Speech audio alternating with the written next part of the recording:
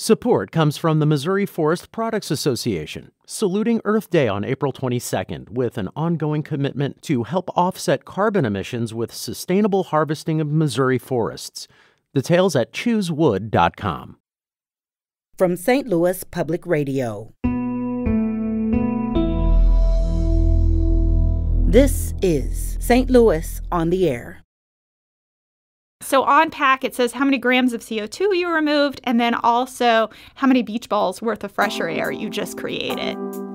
Up to 2,900 beach balls for each box. Wow. Our success criteria is it needs to do as well as the market leaders when we do blind taste testing, and we achieved that.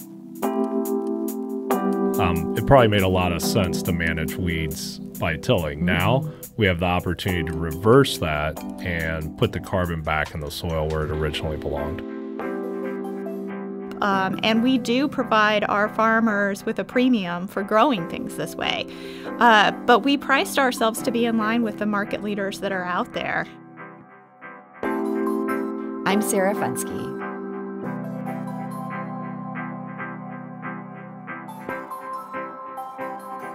The world's first climate-friendly snack cracker was invented right here in St. Louis. Airly Foods' new crackers come in cheddar, sea salt, and even chocolate or salted caramel.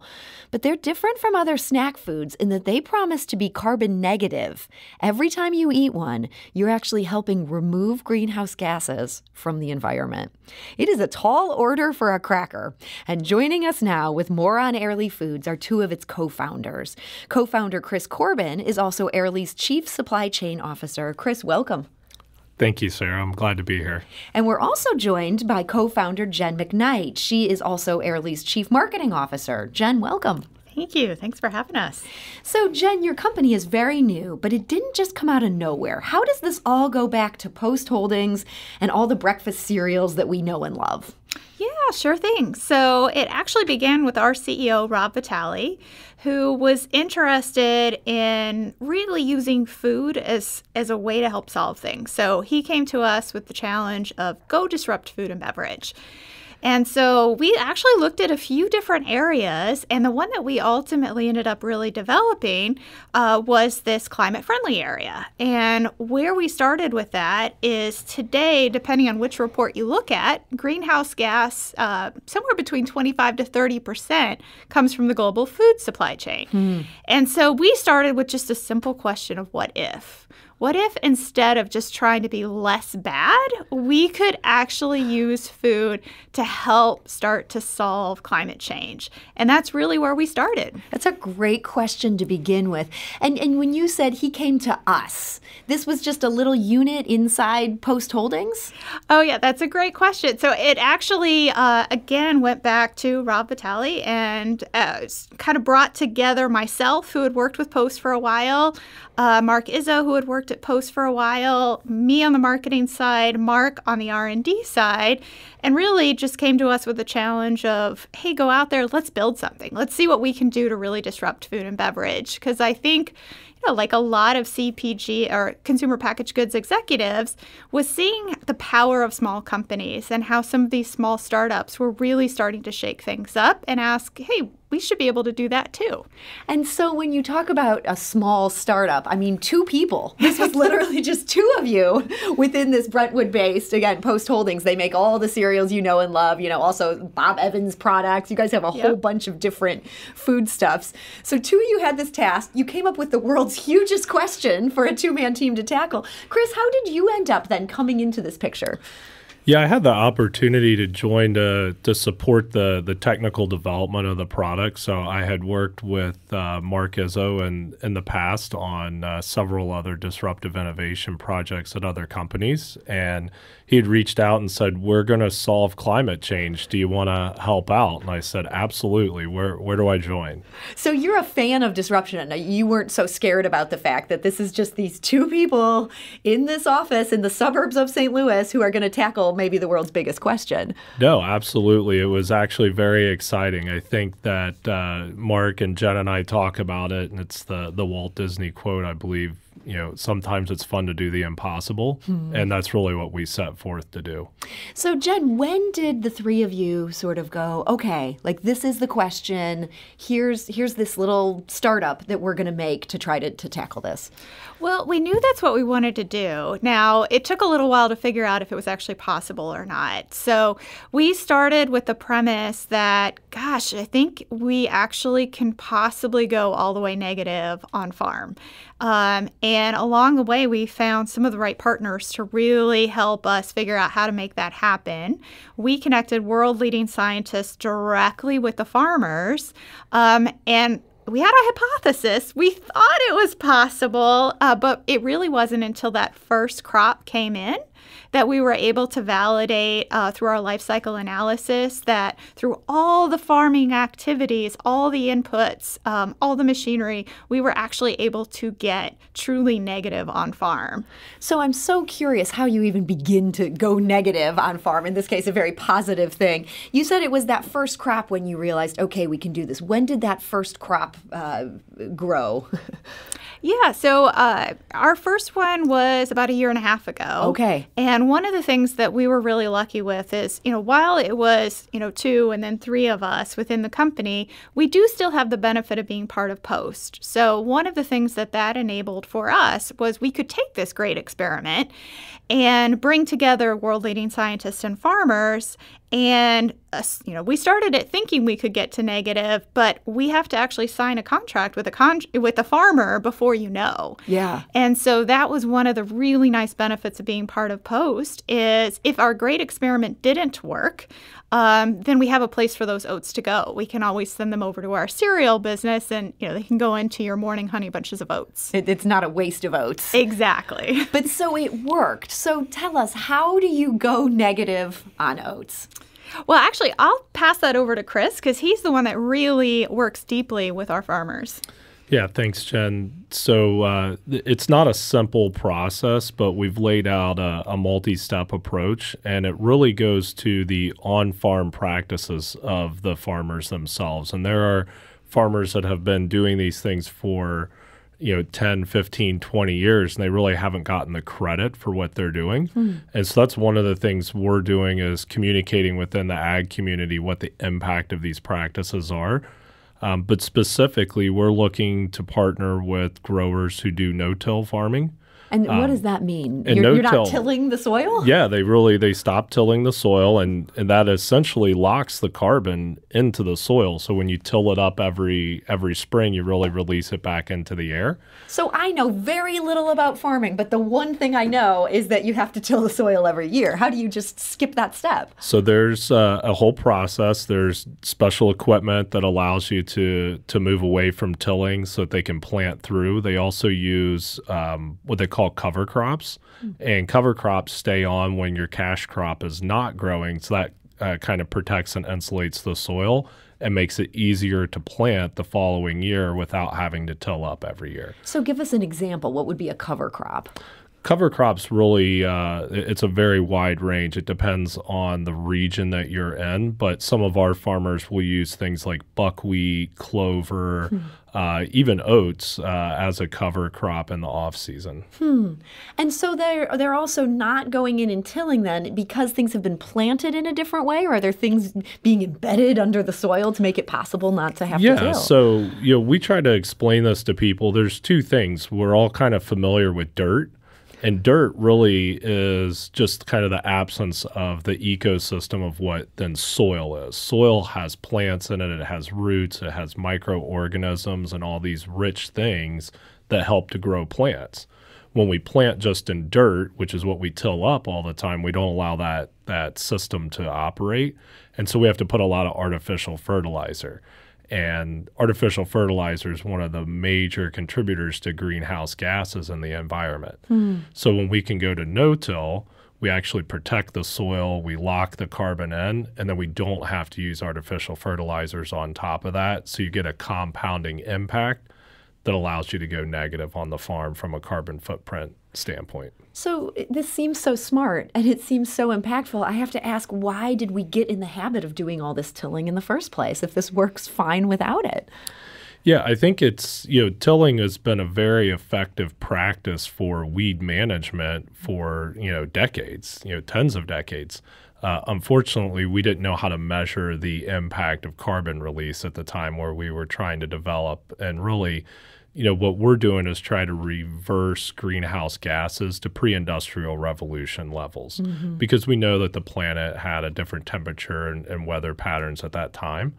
And when you look at conventional farming, what we've done to help, bring the industrial revolution to fruition and grow our country and the world as we have, it probably made a lot of sense to manage weeds by tilling. Now we have the opportunity to reverse that and put the carbon back in the soil where it originally belonged. And you say there are farmers who've been doing this for more than a decade now. Yeah, roughly about 30% of the U.S.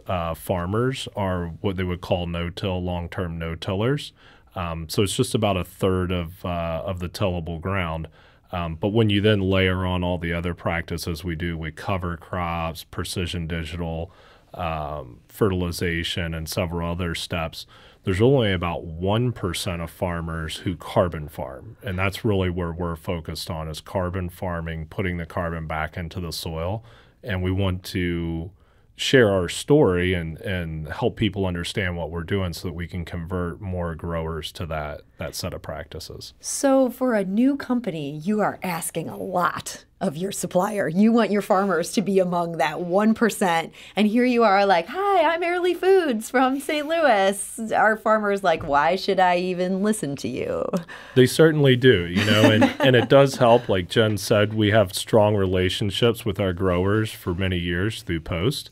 And then we've also gone out, Jen and I have gone out to the farms. We drove the combine this summer, harvested some wheat. We've built a relationship with these growers, their families, and we make sure that they know what we're doing with the product and how we're promoting what they're doing, and they're really stewards of the land. And what they're doing needs to be shared so that others can learn from it. And I imagine farmers, they're outdoors every day. They maybe see climate change in a way that the rest of us can ignore. I mean, once they understand, hey, if we put this together, and this together, this makes an impact. Is that something they're excited about? Yeah, absolutely. We get a lot of positive feedback from the growers. Even, there'll be a grower who's conventional on one side of the road and no-tiller on the other side. They can physically see what's happening on the two plots of land. And it really fits under a broader umbrella of regenerative agriculture where you're actually returning the dirt to soil. So there's a lot of proof points there. But even at the same time we're doing this, we experienced one of the worst growing seasons in recorded history this year. Temperatures in South Dakota were 104 this June, which is unbelievable, never documented. And so climate change is real, and the growers are feeling that. And in the very fields where we're trying to carbon farm, we're also feeling the impact of that. So the time to do this is long past. We have to take immediate action so that we've got a sustainable, food supply into the future. We need to take a quick break, but we'll be back shortly to continue this conversation. This is St. Louis on the Air on St. Louis Public Radio.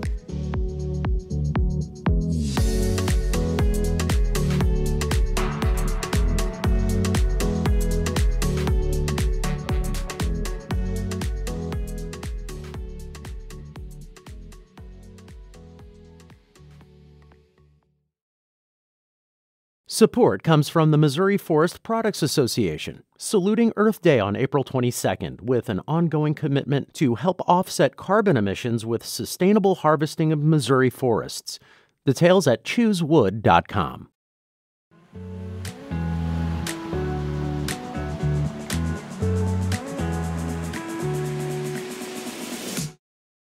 And now back to our conversation. We're talking today to two co-founders of Airly Foods.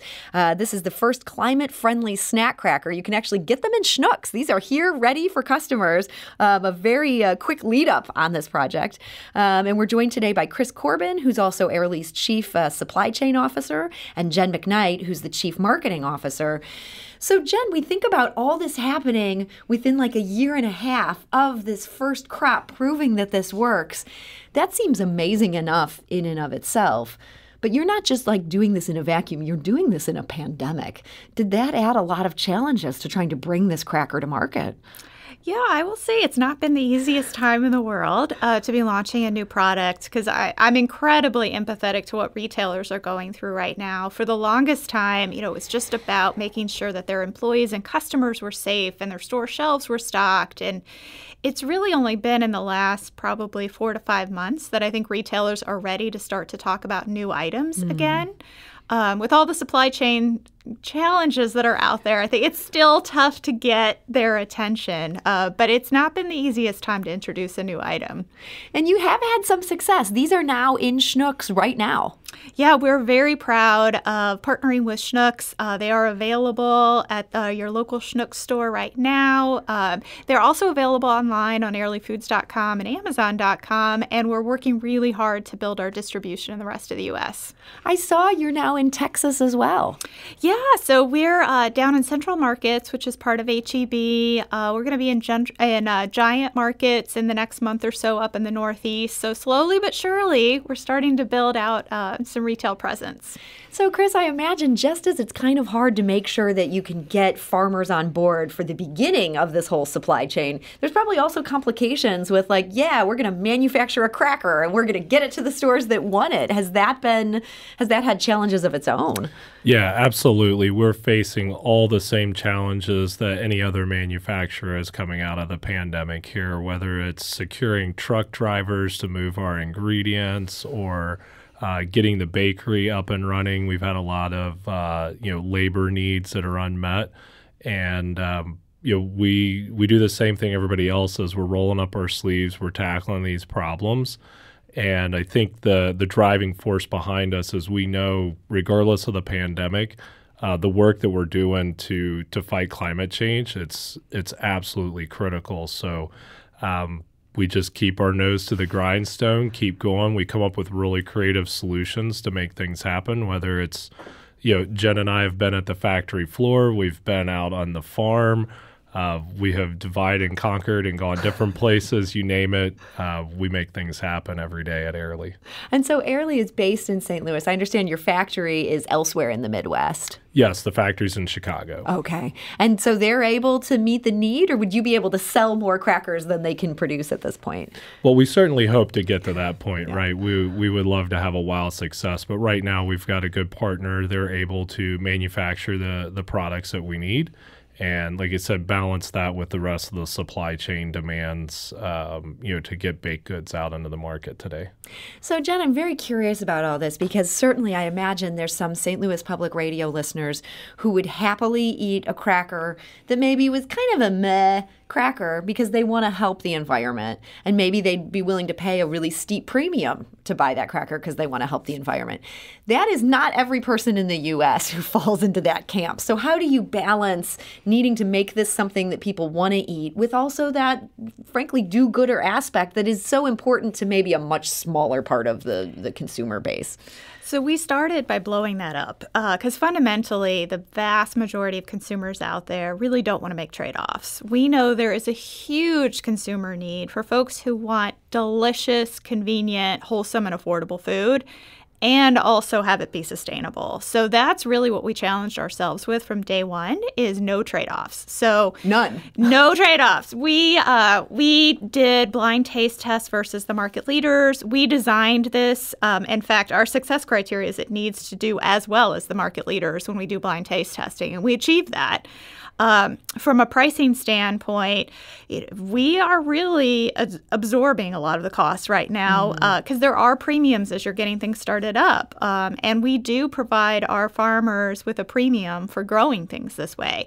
But we priced ourselves to be in line with the market leaders that are out there. And when you say market leaders, I know you've got a cheddar cracker. Like, what might I be familiar with that you would think of as being in that same zone? Yeah, I mean, you might see some square-shaped crackers out there. You might perhaps see some Cheez-It. I'm going to say it. You don't have to. Might see some aquatic-shaped crackers out there that we would maybe in a little bag. We would put our products up against. And so that's really been our design from day one. And I give Chris a lot of credit. As we designed the product, we held the standard that it has to taste as good or better as what's out there today.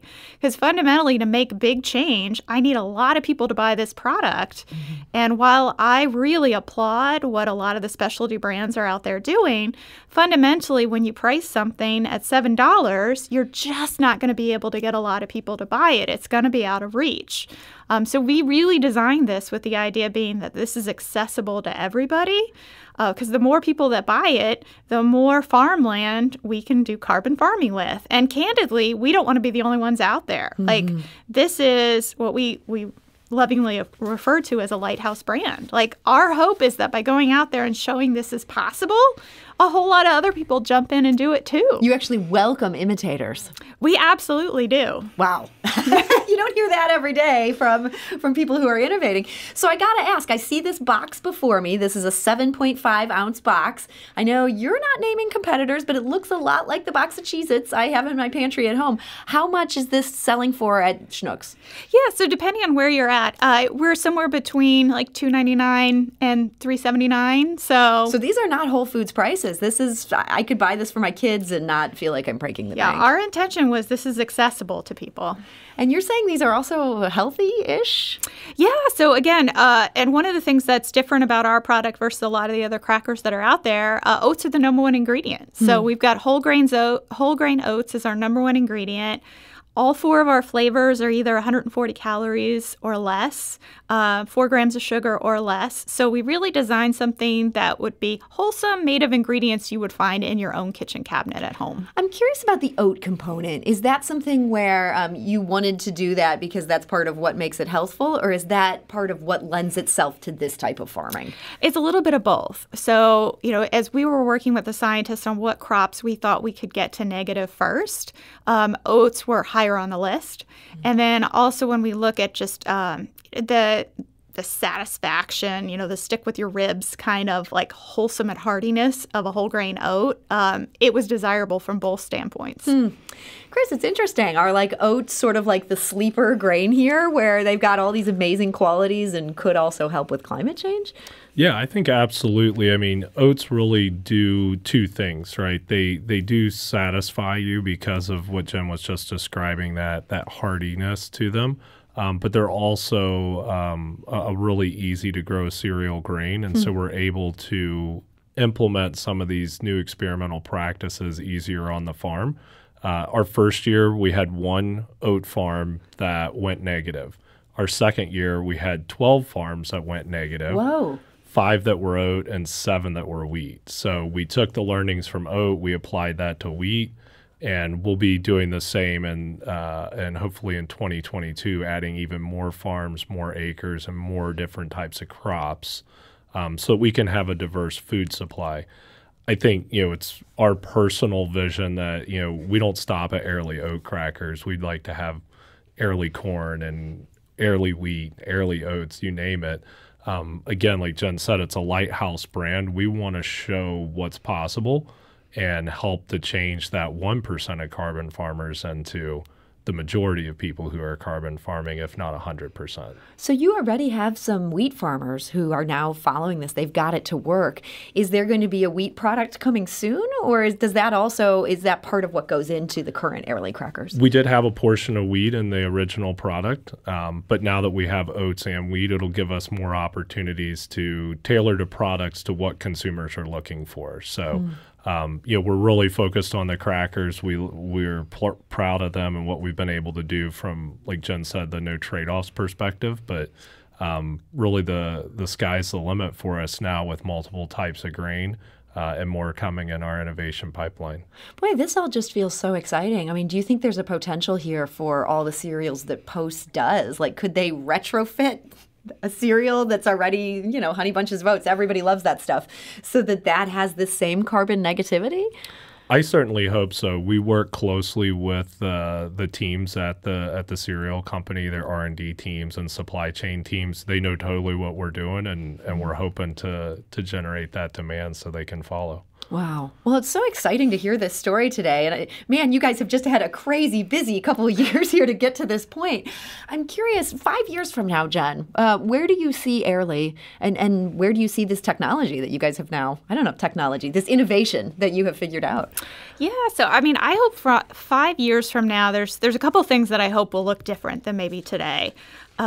First of all, we've started with crackers, we started with wheat and oat, but to Chris's point, like when you start to look at the snacking arena, there's so many more spaces to go to. And then our mission is to reverse climate change through food. So fundamentally, the sky's the limit, both literally and figuratively with Airly in terms of how we use food as a power for good.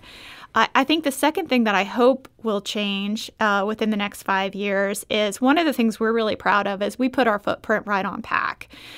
So with each box you buy, you know how many grams of CO2 you just removed from the air. Mm-hmm. Now, we try to make that a little bit more relevant or easy to understand because who the heck knows what a gram of CO2 is? So on pack, it says how many grams of CO2 you removed and then also how many beach balls worth of fresher air you just created by pulling that greenhouse gas out.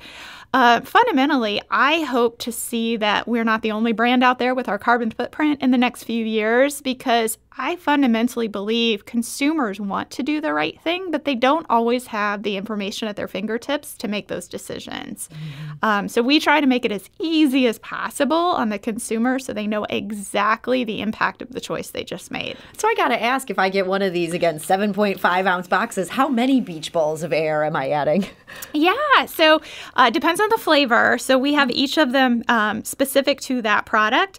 But across the 4 that we've got today, you're removing it's somewhere between 18 to 21 grams of CO2 from the air, and that's like 2,500 beach balls up to 2,900 beach balls worth of air for each box. Wow. I can see why you measure it that way. That seems really big. Well, this is not what I expected coming into talking about a snack cracker, but this has been so interesting. Jen McKnight, I want to thank you so much for joining us. Thank you for having us. And Jen is a co-founder of Airly Foods, also Chief Marketing Officer. Chris Corbin, thank you. Thanks for having us, Sarah. It was a lot of fun. And Chris is also a co-founder of Airly Foods and the Chief Supply Chain Officer. Today's episode was produced by Sarah Fensky, with audio engineering and podcast design by Aaron Dorr. Our executive producer is Alex Hoyer. St. Louis on the Air is a production of St. Louis Public Radio. Understanding starts here. Do you find yourself regularly listening to episodes of St. Louis on the Air? Suggest us to a friend you think might enjoy our conversations, and leave us a review and rating on Apple Podcasts on the App Store. It's the simplest way to help people discover our show. Thank you. St. Louis Public Radio is a member-supported service of the University of Missouri, St. Louis.